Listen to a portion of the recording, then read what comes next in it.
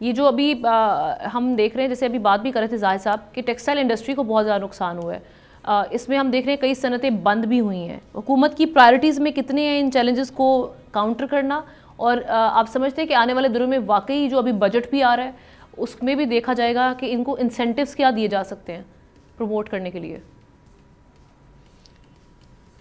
आमना पिछले 3 बरसों में आप देखा जाए तो 175-76 जो टेक्सटाइल इंडस्ट्री जो है ना वो बंद हो चुकी हैं, और उसकी बुनियादी वजह जहां और बहुत सारी चीज़ें हैं वहाँ पे एक महंगी बिजली भी है। और आमना महंगी बिजली तो अब ये प्रॉब्लम से क्राइसिस का सूरत इख्तियार कर गई है। आपने जिस रिपोर्ट का जिक्र किया बड़ा वाज़ेह तौर पे बता रहा है कि जी दुनिया में क्यों बिजली महंगी और हमारे यहाँ क्यों सस्ती है और हमारे यहाँ क्यों महंगी है। देखिए मसला कब शुरू हुआ था, ये 1990 में ये प्रॉब्लम शुरू हुआ था डिमांड एंड सप्लाई का। फिर उस वक्त आपने देखा कि एक पावर पॉलिसी आई थी और 94 में IPP लगे थे और 13,000 मेगावाट बिजली पैदा शुरू हो गई थी। उसके बाद मज़ीद IPP लगते रहे और कितने महंगे यूनिट पे लगते रहे, ये सब आप लोगों को पता है। अब यही वजह है कि बाहर की दुनिया ने जो मायदे किए, हिंदुस्तान ने, बांग्लादेश ने, नेपाल ने, हमने सबसे ज़्यादा महंगे किए।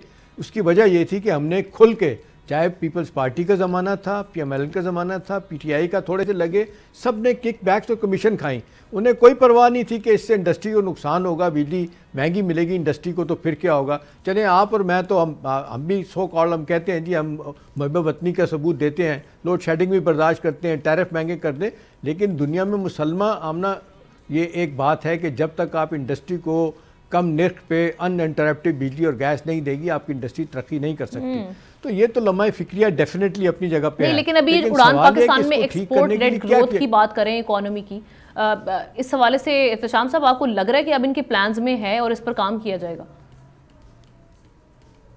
देखिए हम ना प्लान में हो या ना हो, असल बात यह है कि अगर शामिल भी कर लें तो बुनियादी बात तो यह है कि IPP के साथ जो मामला रिव्यू करना था, जो उनके साथ एग्रीमेंट रिव्यू होने थे वो तो नहीं हो रहे। अभी जो 8, 10, 12 के बाद जितने भी हैं तकरीबन 75-76 अभी भी हैं, उन्होंने तो इनकार कर दिया कि जी हम बिजली कम नहीं करेंगे, जो मर्जी कर लें।